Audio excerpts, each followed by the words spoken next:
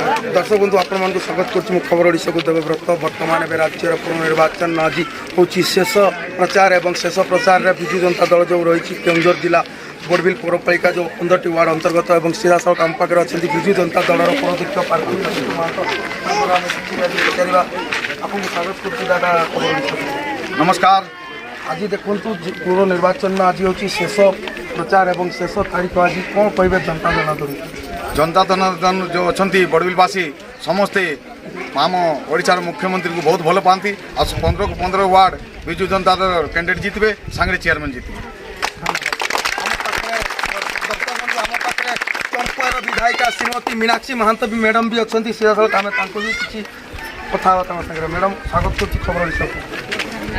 madam आज हूँ शेष प्रचार और कौन कहे जनसाधारण आज प्रचार मैदान आप आज प्रत्येक दिन भी आसुँच जहाँ भी देखा आज हूँ शेष तारीख कौन कहे आज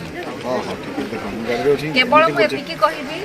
आम प्रिय मुख्यमंत्री नवीन पट्टनायक जहाँ ओडिशावासी जहाँ आम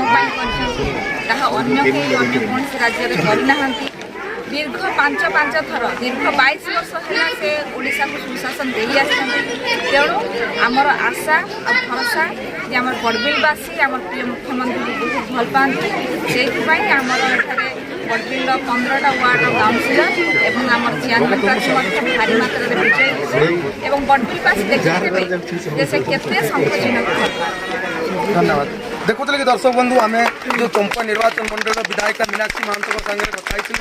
जहाँकि शेष समय रही प्रचार और आज हूँ शेष तारीख और जहाँकि सी कहते कि पंचायत निर्वाचन में विजु जनता दल जपरी भाव एक